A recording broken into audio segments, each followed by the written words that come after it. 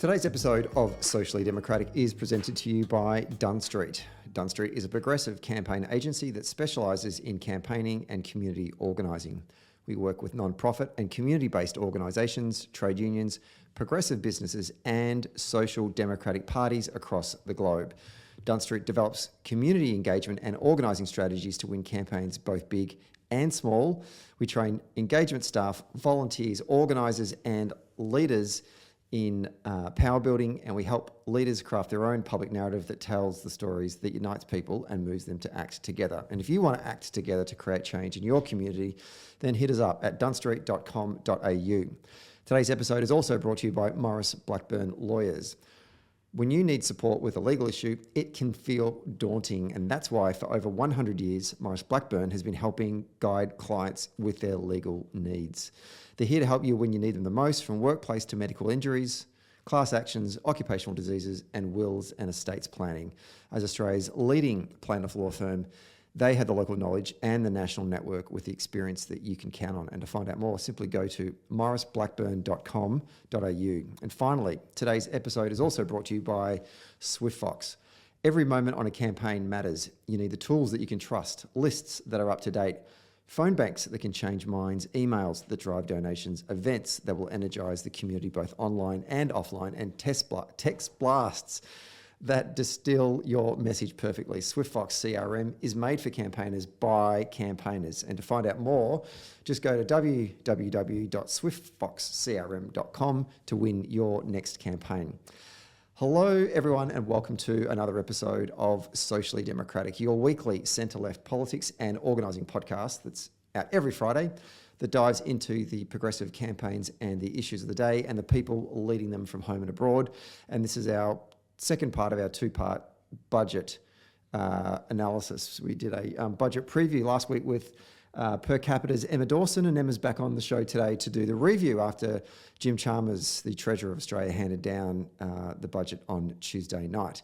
And if you like the show, be sure to give us 5 stars on Apple Podcasts or on Spotify when you're done listening, and leave us a review. And for all the updates, don't forget to follow Dunn Street on Facebook, YouTube, Twitter, Instagram and LinkedIn. Okay, let's get to today's budget review episode.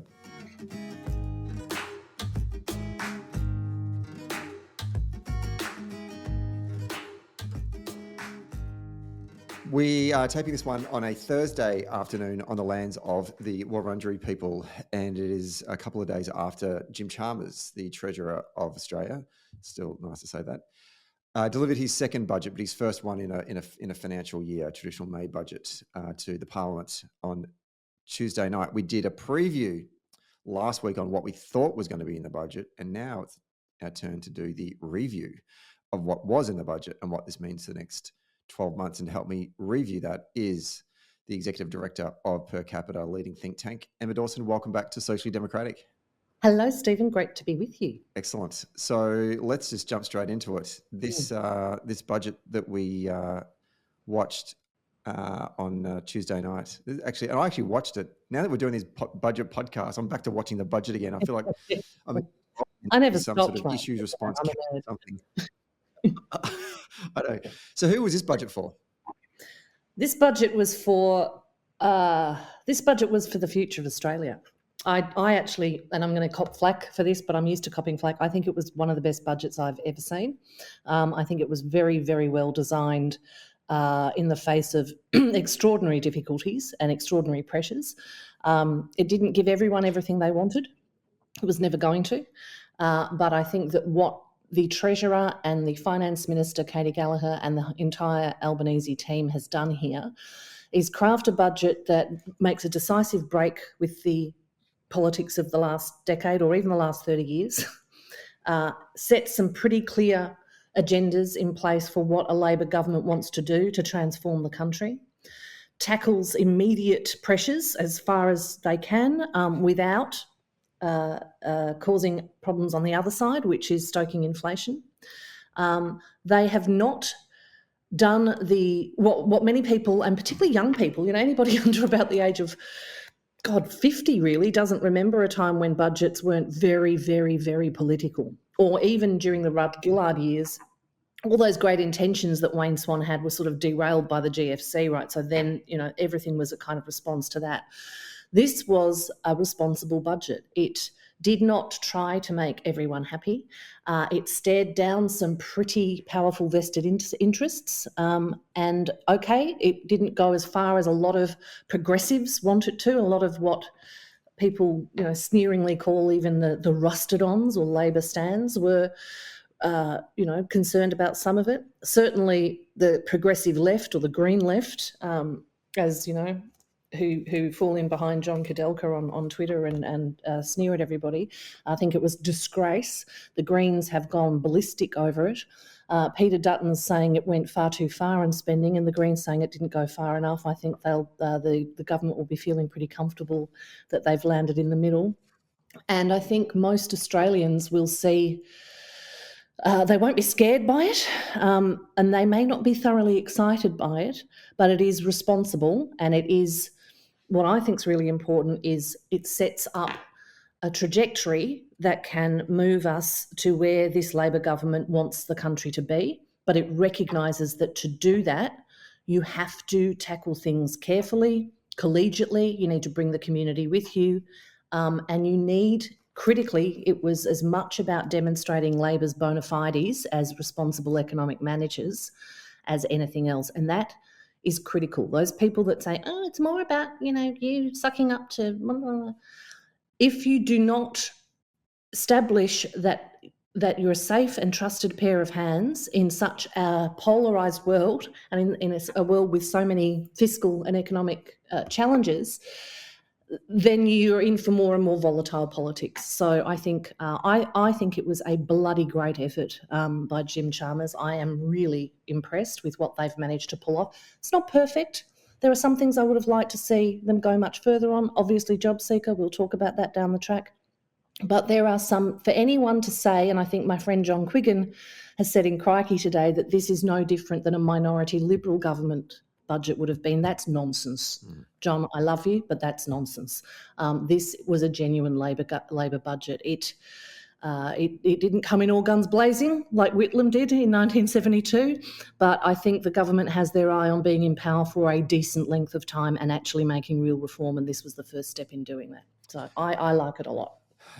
Just to unpick that last remark, what do they mean by this is a budget that a minority Liberal government would deliver? Oh, yeah, no, there's a piece by Quiggin in Crikey today suggesting, doing a bit of a counterfactual. If Labor had been in minority government, he says, with the Greens and left-leaning independents, clue, the Teals are not as left-leaning as many people think they are, particularly on budget issues, then it would have gone further and been more of a Labor government budget.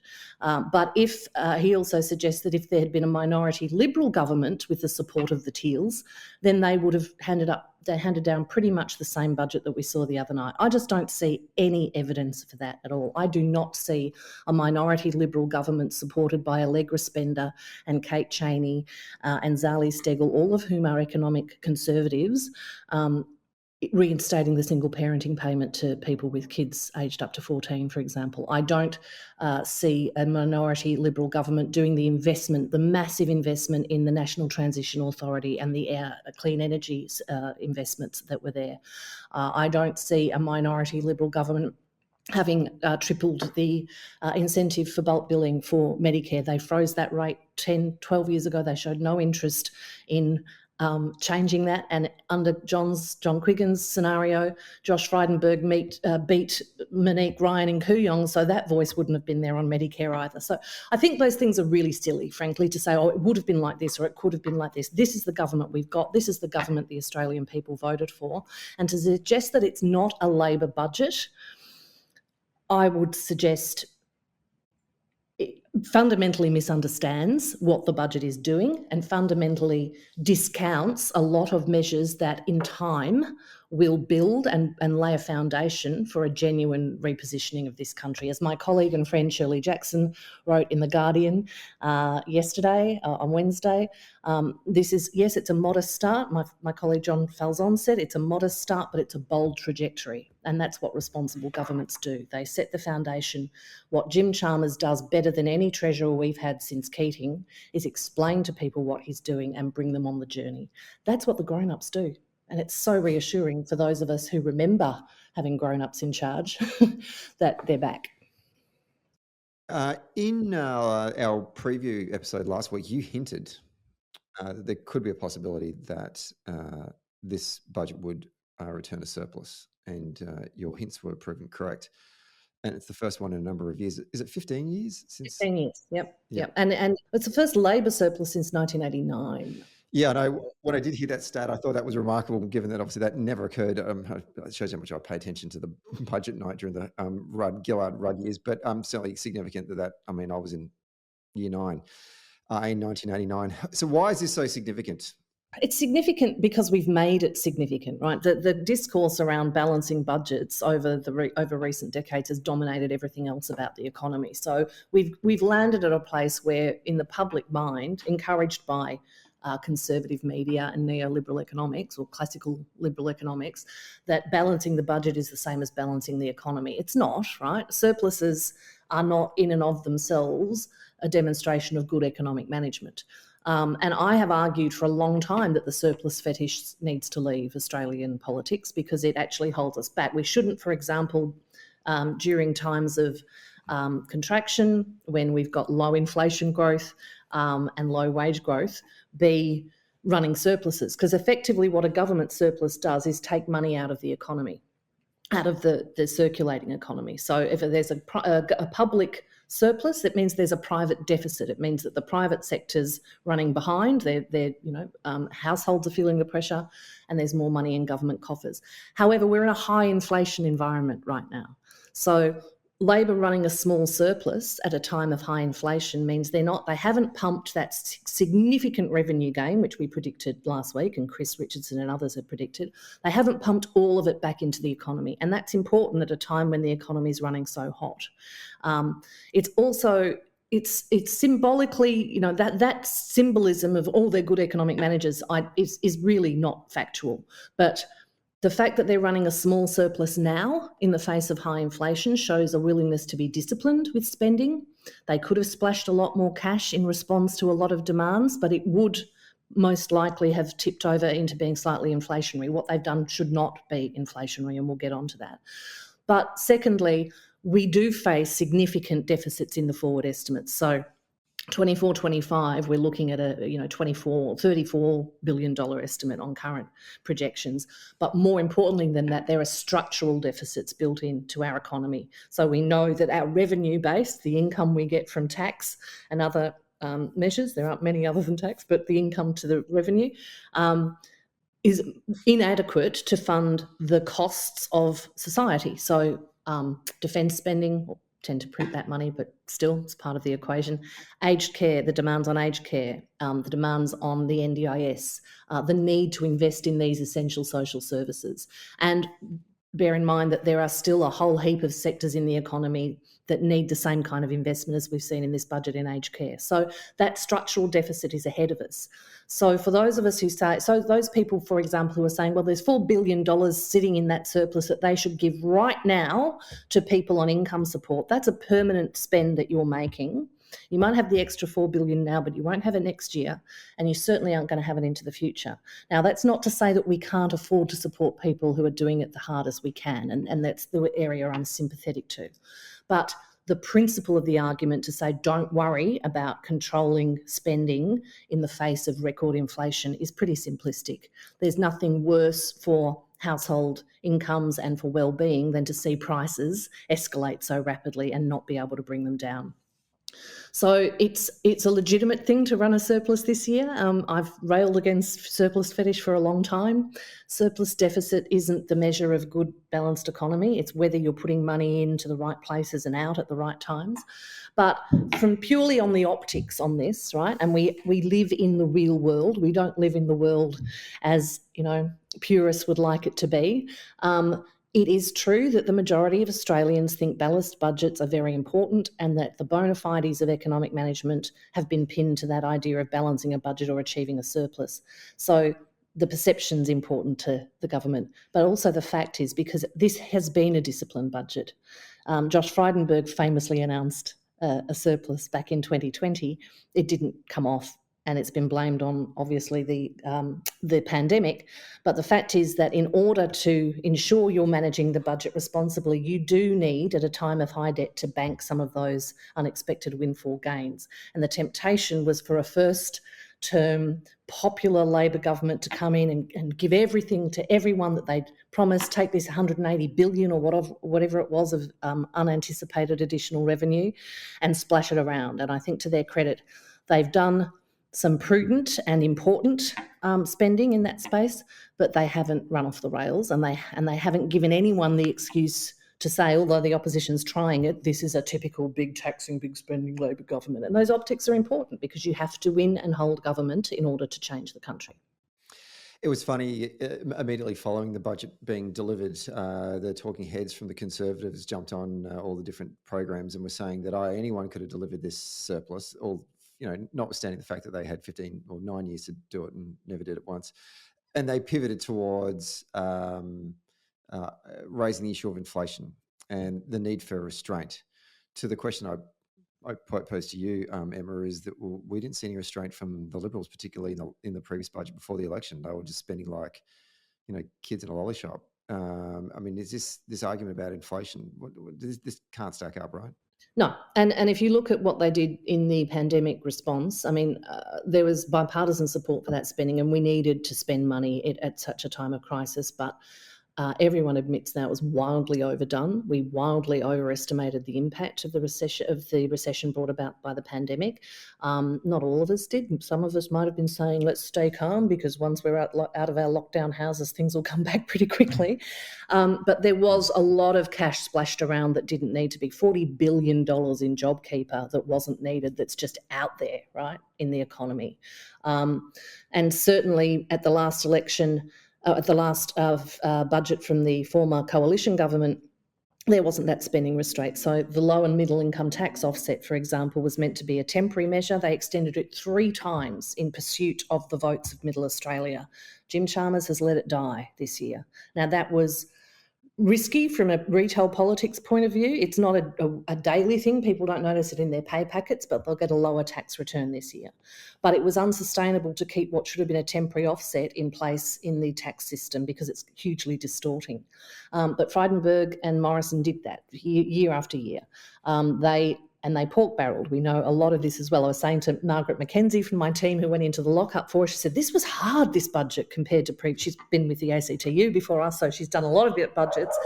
And she said, this was hard because you had to actually look at spending programs and where the money was going and where it was being invested. And I quipped, yes, it's a lot easier to analyse pork-barrelling than it is to analyse genuine evidence-based investment, right? So, no, this idea that they would have produced a surplus, it goes against everything in their DNA, right? They see money and they throw it at people that they want to make happy and vote for them. That's what they do. And that's what they did during the Howard and Costello years.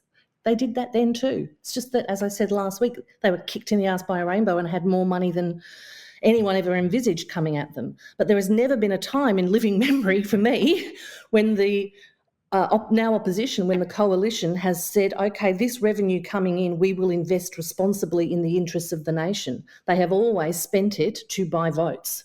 And we didn't see much of that this time around. And they're not getting nearly enough credit for that, for not giving every single lobby group everything they wanted. And in fact, for staring down quite a few that have traditionally got what they wanted, like the Pharmacy Guild. So let's talk about inflation. I mean, if the Liberals are so concerned about inflation, and I noticed that some economic indicators are saying that it is starting to be reined in a little bit, what in the budget did we see that goes to addressing, for example, the cost of living for consumers? Okay, so this is where they've been really smart. So the cost of living package has been targeted in such a way as to be virtually non-inflationary, which is very hard to do when you're giving money to households in the face of a cost of living crunch, which is brought about by inflation. This is one of the challenges of fiscal policy. When you've got high inflation environment and the Reserve Bank using its monetary policy levers to hit people with higher interest rates, you then have households clamouring for relief for that, from those imposition of extra costs. And so the response of a government that's attuned to their electoral fortunes will be to try to compensate for that, and then it wipes out everything the RBA is doing and either has no effect on inflation or raises inflation and rates go up again. Chalmers and Gallagher and Albanese have been really careful here to do, for example, the energy package is a really good one. They haven't just given blanket energy relief or $500 to every household in the nation to bring their energy costs down. They have targeted those direct household supports at people on income support who are much more likely to need it for their bills than rather to say, oh, here's a bit of extra money and I'll go and spend it on some inflationary activity. But they have worked with the states and territories to actually bring down the rate of inflation in electricity, and they anticipate reducing that by 25%, and in gas to 16%. That is actually going to bring some deflationary pressure to the economy because energy expenses are a big part of that basket of goods that lead to inflation. So that's a really clever approach.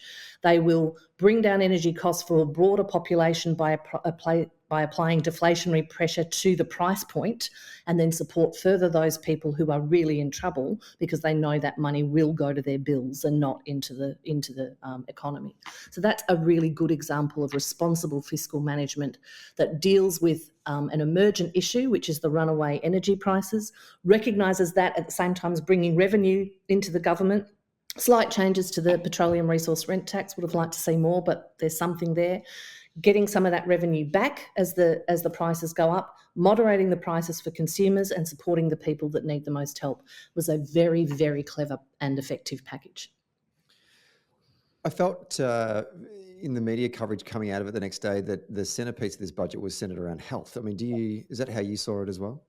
Yeah, I think what Labor did was they played to their strengths. You know, Labor's the party that created Medicare, that defended Medicare, that reintroduced it after it was originally Medibank and then under Whitlam and then gutted by Fraser. And so Medicare is absolutely at the centrepiece of this budget. It was a surprise. Most people didn't know that tripling of the bulk billing incentive was coming. I think a lot of credit to Mark Butler here to persuade his colleagues that it's a big spend. You know, it's billions of dollars. It's tripling. It's not insignificant. But we know that one of the biggest problems with cost of living for people recently has been that bulk billing has been virtually unavailable across the country over recent years. The Medicare rebate freeze that was put in place almost a decade ago by the Coalition, this doesn't reverse that. It doesn't lift the rebate freeze, but it does target those incentives. Again, it's targeted very carefully for people on concession cards, pensioners and children. And that's where it's going to really have an impact for families, because anyone with young children knows you're seeing the doctor 3-4 times a year, particularly as they get older and start to fracture their wrists. That might be a personal anecdote. And so that out-of-pocket expense is a big impost on families. And that combined with the doubling of prescriptions that you can get, 2 months worth of medications instead of 1. You're seeing the pharmacist less, but you're also seeing the doctor fewer times because you don't need to go back for a script every 6 months, only every 12 months. These are meaningful things. They don't cause inflation because they're not extra cash in people's pockets that they can spend on other things, but it does reduce those costs that we've heard from a lot of people, including working families on low incomes, that parents are going, well, I won't go to the GP. I'll just ride this out because I can't, that's a discretionary spend I can't make. This is going to, and not, older people need to see the GP a lot more. They're often their point of connection with maintaining ongoing medication costs. Again, as people age, they're often on more and more medications. So this is a real way of helping families, but also reinvesting in the Medicare system, because we now have the situation where only 11% of medical graduates are choosing to become GPs because it's so hard to balance the books as a GP. Now, this isn't going to overnight fix the problem, but it is a very important triage measure that ensures, particularly in regional and rural Australia, that people in those categories of the most needy will be able to see the doctor and be bulk billed. And I think that Labor's very deliberately done it, yes, because it's Medicare and it's Labor, but it was crying out for investment, and it was the right thing to do. Yeah, it kind of felt like, we run around the world as Australians, particularly when you go to the United States, and almost wear like a badge of honor on our lapels that we've got a national health system, right? And I would never say anything to Americans, but privately I was going, do we really have a universal health system these days? I mean, we do, but oh my God, it's being so undercut by private health and, the rebate, and it's hard to find, like, it's the narrative that we would tell people is I can just walk into a doctor and say, Yeah. hey, can you, fix me up? And it's either going to be for free or it's going to cost me $10. That's not as That's not prevalent. been people's experience for a while. No, and I was starting to think, we have the Liberals clearly, not just in the last government, but in the Howard years as well, slowly tried to kill our universal healthcare system by 1,000 cuts in a Absolutely. way. And they always have and they always will. They've never been on board for it. I mean, back when Medicare or Medibank was first designed, back in the middle of the 20th century, when these discussions started to be had, the Labor Party wanted the NHS model, which is the UK's model of doctors being employed by the state in hospitals and general practices across the country. And the Liberals refused to support that. They wanted to support the small business model of GPs, which is what we always had and what we have to this day. It makes it harder. It makes it harder to fund and to insist on standards and to standardise payments. It's led to a convoluted system of rebates and incentive payments. But that was the Liberal coalition party's position from day one. They don't actually like universal healthcare. They're much more like their Republican counterparts in the US. They believe everything should be a market-provided service. The vast majority of Australians believe in universal free healthcare, and we haven't actually fully ever got there because of the resistance from the conservative side of politics. But at every opportunity they try and they freeze rebates and they chip things out here and they put up the cost of certain specialist tests there. It's always a way of reducing that universalism and putting more money into the pockets of providers and medical imaging companies and drug companies and so on. And Labor's constantly fighting a rearguard action on Medicare. The reason Medicare exists as robustly as it does today is because the Hawke and Keating governments had 13 years in power in which to embed it to the point at which you come after Medicare and the electorate goes bananas at you. So anything the Tories have tried to do in recent years has been very clandestine and under the radar because you can't publicly attack Medicare. We need to see another long-term Labor government to fix and restore Medicare and again embed that and other social programs the way they did back in the 1980s. I mean, the campaigner in me thinks, I don't want to go off topic here, so I want to move on to the next area of the budget, but the campaigner in me thinks to myself, the next campaign I'd consider being one of the centerpieces of what we put to the electorate is the modernisation of our healthcare system, particularly off the back of what we just went through in terms of COVID. We saw the stresses that it got placed under. I think a lot of Australians, if you talk about 70% of Australians support the concept of universal healthcare and the Tories don't, I would be hammering the Tories on this sort of stuff going, we are going to create big reforms in healthcare to make your experience of getting support for your loved ones so much easier and so much cheaper.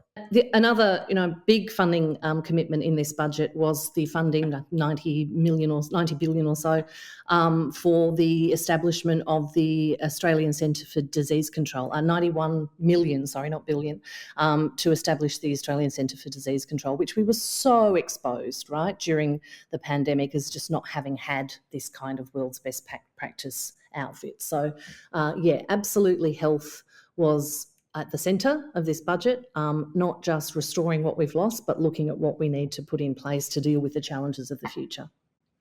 That's good. That makes me happy. Okay, let's talk about job seeker. Obviously, there was a lot of debate leading into the budget. A lot of people were advocating and campaigning about increasing job seeker, Austudy, those kind of things. We saw a lot of Labor backbenchers petition Cabinet or the Treasurer to lift job seeker. I want to get a sense from you from what we saw from the budget. Will people be pleased? Where are people sort of feeling about this now? So those people that have been advocating, for want of a better word, very strongly for $88 a day for all income support payments are very, very angry. I think there comes a point, and I'm playing with fire here, but there does come a point at which certain activists need to question their theory of change when they keep doing the same thing and not getting a result. But look, to be honest and fair, no, $20 a week, $40 a fortnight isn't nearly enough for job seeker. The government's own Economic Inclusion Committee, which had people on, it was headed by Jenny Macklin, Peter Whiteford's on there, Ben Phillips, Angela Jackson, the really smart people that know what they're talking about, said it needed to be nearly 10 times that, and we at Per Capita have been saying that for a long time too. We're not on board with $88 a day because, frankly, that's effectively a universal basic income, and there are all kinds of problems with that, which if you point out, you are basically called the devil. But we have for a long time been, it will go up to about $53 a day. That's at least $20 less than it needs to be in order to not prevent people from participating in the labour market. And we have to remember that you're unemployed, you're still participating in the labour market, you're trying to find a job. So look, that was probably the most disappointing aspect of the budget. But it was something, and I am hopeful and encouraged that, the Prime Minister said that's not the end. We're not saying job done. We'll look at it every year. We intend to look at it every year. So we do need a whole-scale overhaul of the welfare system. And there is also concurrently this inquiry being headed up by Julian Hill into Workforce Australia, which is employment services. And I think a lot of the changes of how we treat people, how we differentiate between people who can work only part-time because of a disability or caring and people that could work full-time but need more support is important. One thing I'd like to say is that we currently have the closest thing to full employment we've had in this country for 50 years, where there's roughly the same number of job vacancies as there are job seekers. So if there are still people, hundreds of thousands of people reliant on this payment, it's not because there aren't, it's not because they're just lazy. They're either the jobs aren't matched to them, they need more support to get back into the workforce, their skills aren't matching where the jobs are available, or in many, many cases, they've got disabilities or chronic illnesses and they're not able to work, and the system admits that but still puts them on a poverty payment. The good news in this space, and it is good news, and we cannot let it slide just because a lot of people are angry, not just because, but because a lot of people are angry about the base rate, is the reversal of that decision to put single parents off parenting payment single and onto job seeker when their youngest kid turns 8. That's been put back up to 14. It used to be 16. 14's a pretty good landing point. That lifts 55,000 single mothers, but importantly over 100,000 children out of that dire job seeker poverty. It increases their income by nearly $200 a fortnight. At the same time that we've improved childcare rebates. We're lifting rent assistance for many of those people. The 15% increase to the maximum rate of Commonwealth rent assistance is the biggest increase in 30 years. It's in the face of massively skyrocketing rent. So, but it's something. It is a bigger change than we've seen for a long time. And similarly, that much criticised decision to drop the age at which older, long-term unemployed people, so if you've been out of the labour market for more than 9 months, you can access another $25 or so of job seeker. That was previously available to people over 60. They've dropped that to 55. There was a huge outcry when that leaked that, that's ageist. It actually recognises that in a tight labour market like this, one of the biggest barriers to getting back into work is your age, whether that's because you've got age-related disabilities or limitations or simply because of ageism in the workforce. So that was a good targeted measure. If it had come without a boost across the board, it would have been pretty indefensible. But it came with a boost across the board. So the vast majority of $20 a week isn't nothing. It's not nearly enough, right? If you're living on $53 a day, it's not nearly enough. But the fact that it was increased, I think there's a lot of people saying, it's not even as much as the Morrison government did in 2021. Well, let's think about it. Back in 2019, it was $40 a day. It's now closer to $54. That's gone up considerably in 4 years. There's been 2 rises. Again, not enough, not defending or saying it's enough, but at a time of, high inflation, at a time of a lot of competing pressures on the budget for aged care funding, NDIS, et cetera, and at a time when we've got effectively full employment, it is a really important first step. And as we go through this process of looking at the really punitive employment services network and thinking, okay, why now? What I see with the Labor government is, yes, they might not have done enough in terms of giving you money right now, but they're engaging with the issue. They're not just throwing $25 at it and saying, go away, you're a dole bludger. They're saying, why? Why do we have as many job vacancies as people wanting to work and we can't match them up? How do we fix that? What are we going to do in terms of looking at that $7 billion we spend every 3 years on employment services that doesn't give us a return in terms of helping people get work? There's a lot of sniping from the post-materialist left on social media about this, saying that by Albanese saying, look, we're providing free TAFE places, we're lifting wages in the care economy, we're overhauling Workforce Australia, that's just the best form of welfare is a job, right? That's not the same argument at all. And a lot of these people expose themselves. As soon as you actually talk about any solution other than just giving them more cash without question, they get very angry. And there's a small subgroup that clearly just want a universal basic income and to be left alone. The vast majority of Australians don't want that. They actually want to help people do something productive with their lives, and they want to see people making a contribution. There are very, very few people in this country that begrudge helping people who need it, but there are plenty of people that begrudge helping people who won't help themselves. And that may land badly with some of our more extremist post-materialist libertarian friends, but you live in a democracy. Your social contract is not with the government, it's with the rest of us. Harsh medicine, but true words. Let's take a quick break to talk about SwiftFox. Every moment on a campaign matters. You need the tools that you can trust. Lists that are up to date, absolutely. Phone banks that can change minds. Emails that drive donations, and events that will energise the community online and offline. And text blasts that distill your message perfectly. SwiftFox CRM is made for campaigners by campaigners. And to find out more, go to swiftfoxcrm.com to win your next campaign. Okay, let's get back to the show. On that, let's talk about housing. We talked about that last week, and we actually had quite a long conversation about the housing. What do we see from the budget in terms of housing? So again, most of Labor's housing policies, big housing policies, were announced ahead of the election. There's not a lot of new money in this budget for housing, but there is some stuff there, and it's important to note it. Now, I'm not a huge fan of Commonwealth rent assistance as a long-term policy. I think it's a poor substitute for building more public housing and more community housing. Public housing being very important. It's government run and operated, much harder to get evicted from. But in the short term, the Commonwealth rent assistance is the tool by which to put some money into people's pockets right now in the face of skyrocketing rents, right? Rents in Brisbane and Hobart have gone up 20% in the last 12 months. People are feeling that pain. It's not perfect. It goes to people on low and fixed incomes, but it will make a difference, particularly, again, for people on payments who are trapped in the private rental market.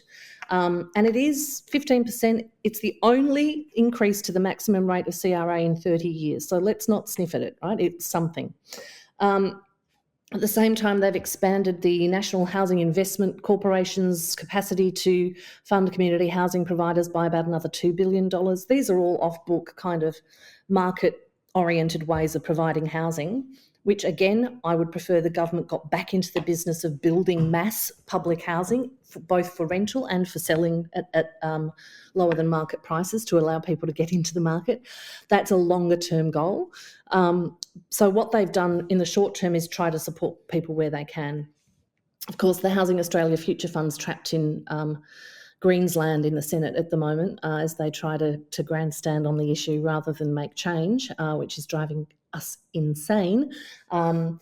Is the Housing Australia Future Fund a solution to Australia's housing woes? God, no. It's an investment that's going to return $500 million a year to invest in social housing, by which we mean public and community housing. But it's bizarre to me that the Greens don't like it because they love doing things that tie future governments to spending commitments, right? They don't seem to understand you can't do that through the budget. It's unconstitutional. But you can do it through a future fund. You can legislate that this body has to spend its returns on a certain social program, and that can only be overturned by further legislative change. So it's actually the best way of ensuring a future Tory government spends at least that much. The other argument that they're making, which is that there's no guarantee Labor will spend anything on housing under this because if the fund doesn't return, it won't spend, again, is disproven by the fact that all of the future funds, regardless of what profit they've made annually, have made a certain level of disbursements, and B, that they are entering contracts with the states and territories to provide a certain amount of housing. So however much money they get from the fund, those contracts will stand. So standing in the way of this is nothing but grandstanding, and it will actually reduce our capacity to respond to a very real housing crisis. Some of the other measures around housing which are worthwhile, there's some money in the budget to put solar and renewable energy on public housing. Matt Lloyd-Cape from our Centre for Equitable Housing at Per Capita estimates that'll probably get to about 7 or 8% of social housing dwellings over the forward estimates. That's important. It's upgrading them from energy efficiency, it's maintenance for that housing stock, but it's also reducing the bills of people in those tenancies over time. Again, it's a good down payment, but there is coming up the new National Housing and Homelessness Agreement and the Housing Accord that will roll out later this year. I think what we've seen in the budget is a good down payment on what we can expect to see in the housing space in the coming years. Let's talk about the $1.9 billion boost for Aboriginal and Torres Strait Islanders in the budget. I don't know if it really got much media exposure, but is it Dan Borgia, who's one of the ABC TV 24 main hosts? He came on actually during the coverage and actually sort of said, "Oh, look, I want to lift this up," and I was like, "Yeah, props to you." Actually, tell us a bit about that. Yeah, look, this it didn't get enough coverage, and there is an investment there that is going to make a meaningful difference to Indigenous communities. And one of the things that I really liked about it was there's a specific package for mental health support for Indigenous communities that's being rolled out, recognising the damage that the referendum will do to a lot of people's mental well-being, a lot of First Nations people's mental well-being, as their rights are debated as though they're a plaything. And this obviously is learning from the impact of the marriage equality debate that was so devastating to so many LGBTQI people across the country and their family and friends and loved ones. So I thought that was that points to me towards Labor's DNA of caring not just about getting things done, but about the collateral damage and issues that can happen as they go through. Overall, yes, $1.9 billion is not an insignificant amount to spend on Indigenous programs in the first budget.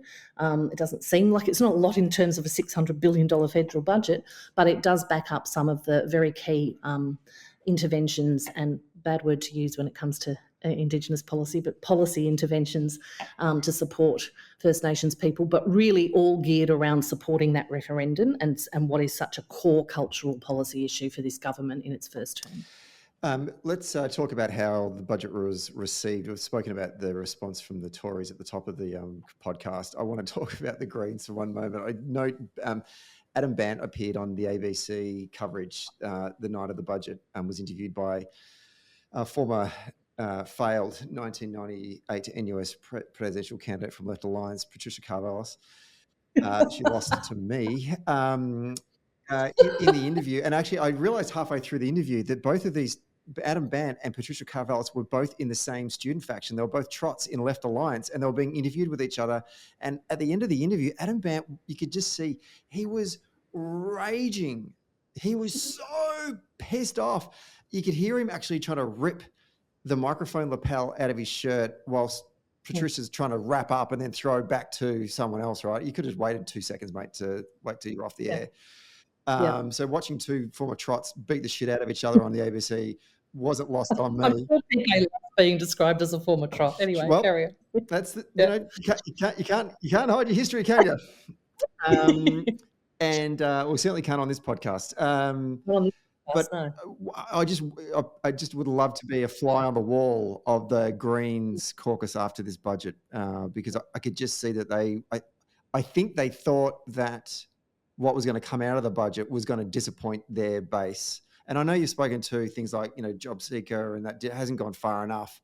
But I took from his reflection that it was a good budget. And it wasn't a budget that the Greens could stick their little teeth into. The little sitting on the fence, shitting from the sidelines kind of response. Yeah, no, their response has been nothing short of student poll pathetic, frankly. They've got memes all over the internet going, "You're surplus," which just shows that they're not interested in speaking to mainstream Australia, or their messaging wouldn't carry on television, but it's fine on the internet. I think, yes, they're frustrated at how well this budget was done. It's hit a lot of very important points. And let's really focus here.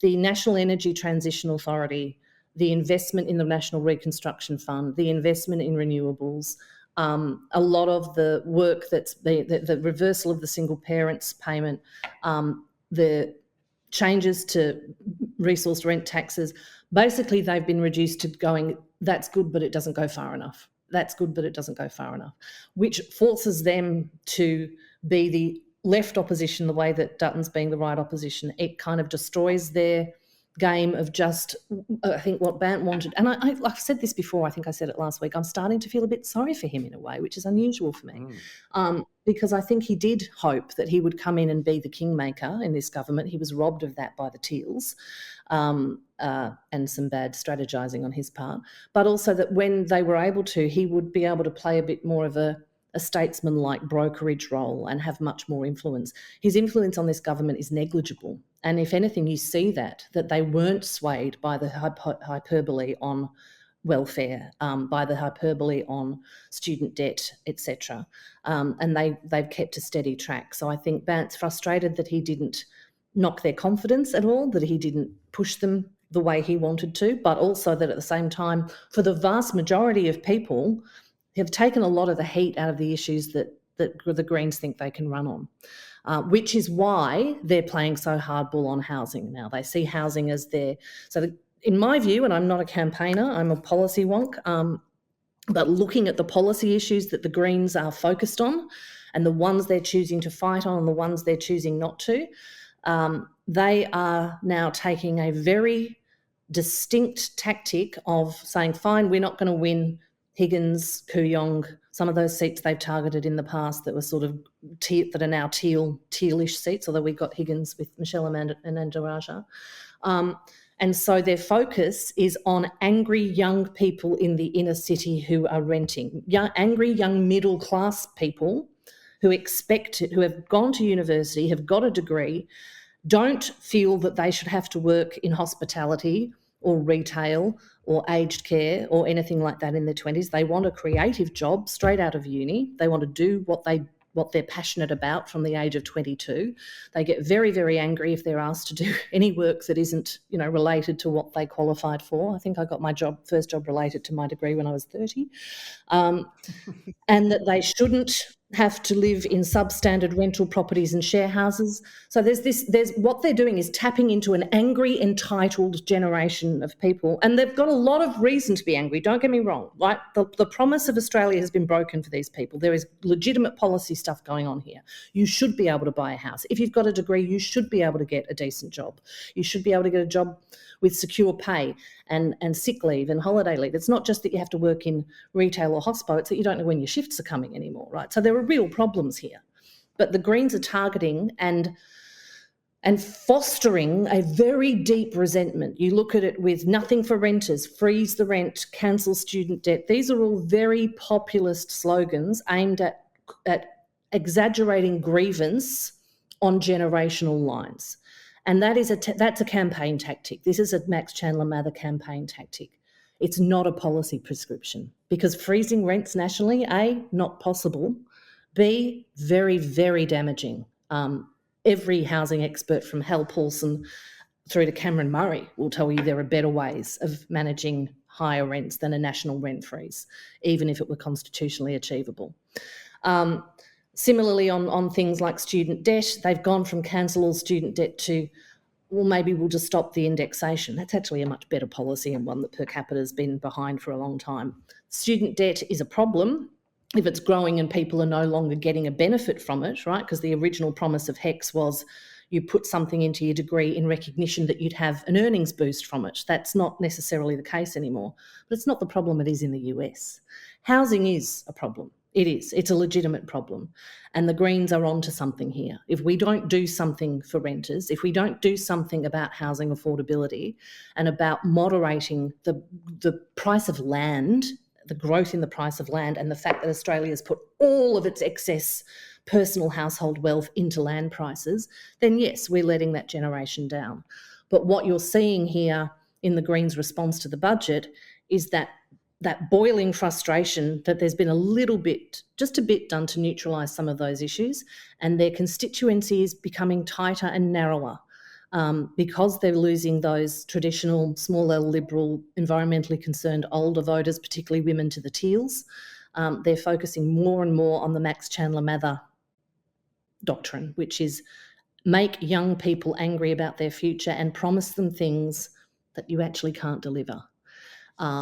And so, yeah, I think that Band is rattled. I don't think he expected the budget to go as far as it did on the social justice front. I think, I'm not being so cynical. I'm sure he was very glad, as I was, that there was something there for welfare, that there was the measure for single mothers. He's genuine about this stuff, Bant. He genuinely believes in this stuff. He's a genuine democratic socialist. But from a tactical campaign point of view, yes, it's frustrating for them, and it leaves them in a very tight corner. And then the media, what's your reflections on the media and the way how they both consumed and then reported the budget? All I watched was the ABC coverage. I didn't flip to the other channels, and to be honest, I didn't really read into the papers after it either. Maybe I looked at one or two articles, but I kind of want to get your sense. I mean, watching the ABC coverage, I felt like it's the closest I've ever come to an ABC Labor love-in in some time. That love-in ended when we flipped to the Insiders budget edition with David Spears and the Canberra wing of the Liberal Party, or just a whole bunch of haters. But how did you see the coverage of the budget from the media? Yeah, it was really interesting. And as an old media academic, I could wax on for this for a long time. I think we're seeing there's a different alignment of the media in this country than when Labor was last in government.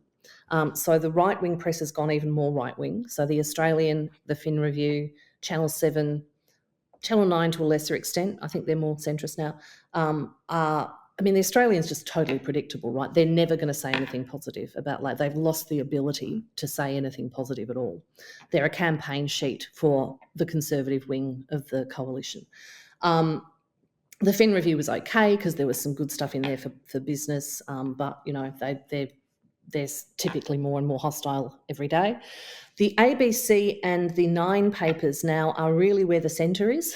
The ABC has always tried to be even-handed, but they're certainly not as left-wing as some of the newer media in the country now. So certainly the Nine papers, the ABC, I would say, gave it the most even-handed reporting. And you've still got Ross Gittins at the Nine papers, which, for his 50th budget, can I just say thank you to Australia for Ross Gittins? He's invariably the best commentator on these issues. Could be because he's got a social justice base like I do. But the Nine papers in the ABC gave it pretty straight reporting. They were analytical, they were critical where they needed to be. They didn't cheerlead, but they presented it fairly factually, and they tried to reflect what the majority of Australians would want. Guardian and the Black Ink papers have almost gone full cheerleader for the Greens, and we've been talking about this in our election coverage as well. But I think particularly around the welfare issue, I think Amy Ramakis and Rachel Withers are two of the best young female journalists in this country. But their positioning on this budget has been very, very left, and very, in particular in the politics, which is the Black Ink daily newsletter. Rachel Withers' frustration has been growing daily, and I feel it. I actually share both those women's views on the state of our welfare state. I just worry that a lot of the messaging coming through some of that media either deliberately or inadvertently reduces the complexity of these issues. It is a moral issue. It is an absolute moral issue that we shouldn't be starving people that are residualised by our economic system. It is. But that does not therefore follow that it's not legitimate to be concerned that mothers out of the workforce for 20 years will struggle financially later in life. So maybe it's better to encourage them to get back into the workforce when their kids are 14 rather than 16. Making that argument does not make you an evil anti-welfare, neoliberal hack. It recognises that in our economy, actually having some financial independence and the capacity to support yourself when you're no longer caring for young children, which is full-time work, and not all women want to be full-time mothers. Some do.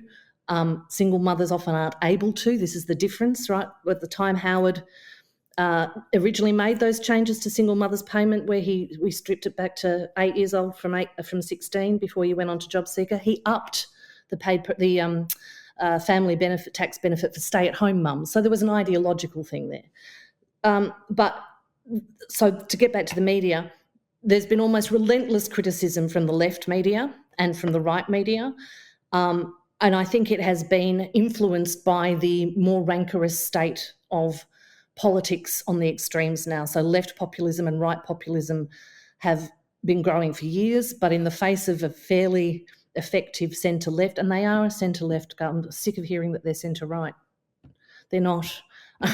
And most of the people that I know that were involved in Labor politics back in the Whitlam era are still Labor voters. They have not moved to the Greens. You know, they see what collective organised Labor has been able to do.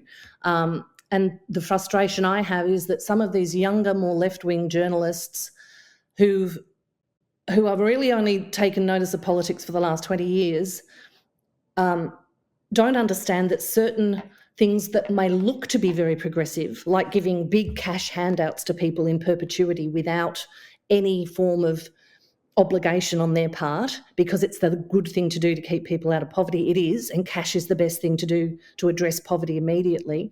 But we know, and all social scientists know, and people that have studied social democratic reform know, that over time it's investment in universal services that gives us the bedrock for an equitable society. So there's been a bit of shrill reporting on the left, I think, that does not serve the national conversation that we need to have as a community if we're going to support a government that's going to turn around 40 or 50 years of damage to our Commonwealth through, you know, purely neoliberal, individualistic policies. There was a line from Jim Chalmers as he was summing up the budget that I really loved, where he said, a Commonwealth for our common purpose, a Commonwealth with common purpose. And I think, you know, these things might be rhetorical flourishes, but they speak to principles that are really important.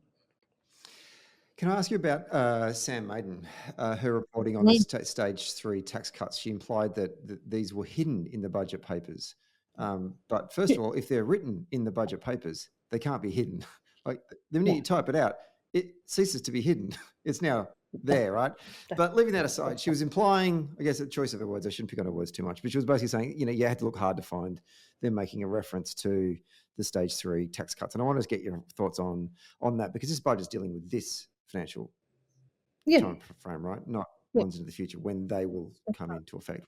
So a budget is by definition a statement of taxation, of spending and revenue, tax and transfer for the 12-month period from the 1st of July to the 30th of June, 2023 to 2024 in this case. The tax cuts kick in on the 1st of July 2024. So by definition, they are not a feature of the coming financial year of which this budget is focused. However, the budget papers go over the forward estimates. So they are in there, kicking off on the 1st of July 2024 and escalating over those forward estimates. What they show, and one of the things the Treasurer was careful to say was, yes, we have a $4 billion surplus this year, but we're expecting a $34 billion deficit next year. 2/3 of that is the cost of the tax cuts. They're not hiding it. The argument here, and it's a bit I like Sam Maiden a lot, but it's a bit disingenuous of News Limited journalists to be saying, oh, what about the tax cuts? What about the tax cuts? Because you know that if they turned around and said, okay, we'll cancel them, it would be broken promise, broken promise.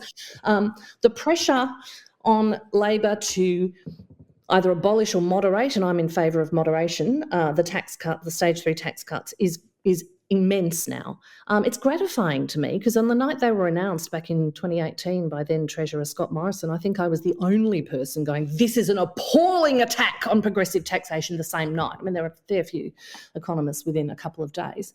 But they were very quiet. The media was very quiet about them because it was what they expected from a Tory government. Labor's now being hit from both sides on this. This is not a bad thing. The tax cuts are indefensible in their current form. They are not only unaffordable, they're inflationary, they're incredibly inequitable, and they put a huge hole in our revenue base at a time when we need to build revenue to manage the structural demands of our investment in our renewable energy transition, in the care economy, in restructuring of the economy. But for those people like the Greens saying, if you'd cut the tax cuts, you could afford to put JobSeeker up to this, nonsense. They don't make a difference to the budget bottom line until 14 months from now. So there were no offsets to be gained by doing it this year, and a whole lot of pain by saying we're going to do this. It's not part of this budget. That does not mean that we don't need to have a really big conversation over the coming 12 months, and I'm glad that this is happening. I'm glad there's pressure to change the stage 3 tax cuts, just as I'm glad that after years of campaigning, and Per Capita was involved with Raise the Rate campaign from almost day one, we were one of the first think tanks to jump on board, that now we're talking about needing to support people on JobSeeker. You know, that it must be frustrating for the Labor Party that there was very little pressure on the previous government on these issues, but it's because A, the community's shifted in their thinking about what's fair and what's right, and B, we expect a Labor government to do these things. So I think that what we will see, what I hope to see, I know Pradeep Philip came out the other day and said, well, he thought they should go further with stage 3 and actually make them more generous as a way of starting a conversation about how do we then fill that revenue gap by taxing rents and wealth. That's a conversation we need to have. I don't like Pradeep's prescription. I think it's a little too flat. My view is closer to Danielle Wood's, which is we should reinstate the 37% tax bracket, but I'd go further than that too. I'd lift the tax-free threshold considerably to about $30,000. I'd even increase the top rate at which the top tax bracket came in well beyond 200, but make the top tax bracket higher than it is now. And I think that conversation will be had over the coming year, whether or not there's enough community support and understanding for them to change it in next year's budget, or whether it's still contentious enough that would be a broken promise and they take it to the next election. Either of those things would be an outcome that the country, I think, should welcome. But I agree with Pradeep Philip here and Danielle Wood that we need to not just look at the income tax scale and the stage 3 tax cuts. They've become a kind of, even though I was a very early proponent of stop stage 3, they've almost replaced a broader conversation about tax reform that we need to have. So we don't tax rents, we don't tax wealth nearly well enough, we don't tax passive investment income. We're taxing people who are working and earning and paying off mortgages. I don't have a lot of sympathy for people over 200,000 that are whinging that instead of getting $9,000 a year, they might get $5,000 a year back in the tax cuts. But I do have sympathy for those people that say, well, there are problems with bracket creep, and we actually need to shift the tax burden off Labor and onto capital. But yeah, Per Capita will be putting out something in this space too. But personally, my view is we need to significantly raise the tax-free threshold. That would answer a lot of problems that you've got about raising welfare as well, right? I feel like we're going to come back and be talking about this in the future, these stage 3 tax cuts, and I predict that actually I think that the government will actually junk them, only because I just think that they're going to weigh up the economic argument, which also is a moral argument, versus the political argument, and I think that in the end, the economic argument just far outweighs a political argument that's going to be run by all the Tory rags that no one frigging reads, that it was here's Labor again breaking promises. I just think that most Australians will go, I don't give a shit. A tiny proportion of people earn over $200,000 a year, right? Breaking a promise it's a bit like the super tax concession changes. No, they're not. There is no economic argument, there is no political argument, there is no moral argument for them going ahead the way they are now. But that does not mean that if Jim Chalmers had junked them on Tuesday night this week, he would have had $1 more for anything else, because he wouldn't have. They don't come in for another year. And even then, they don't give us money back. They just stop us letting money go out the door to rich people. Indeed. Well, let's wrap this up. I've really appreciated your contributions over the last two podcasts, Emma. I feel like this is your grand final for politics and all the things that converge together. I don't know if that's true or not, but it certainly feels like that. And I've really appreciated your insights. This has been a really great download for our listeners, both figuratively and literally. And once again, thank you for your time, and we wish you the best luck with all the work you're doing at Per Capita in the future. Thanks so much, Stephen. It's always good to talk to you.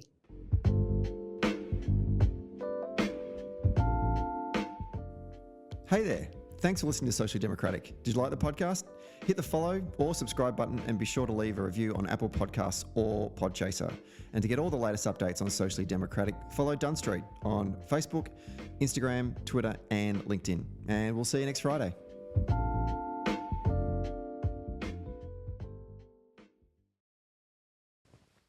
Socially Democratic was brought to you by Morris Blackburn Lawyers. Morris Blackburn Lawyers have spent more than a century paving the hard path to justice for everyday Australians. They've helped over 500,000 Australians turn their situation around, and they know how the system works. Their experience and skills means you'll get the best results possible. Find out more on their website, morrisblackburn.com.au. Morris Blackburn, experience you can count on. Socially Democratic was brought to you by SwiftFox. Every moment on a campaign matters. You need the tools that you can trust, lists that are up to date, phone banks that can change minds, emails that drive donations, events that will energise the community online and offline, and text blasts that distill your message perfectly. SwiftFox CRM is made for campaigners by campaigners. To find out more, go to swiftfoxcrm.com to win your next campaign.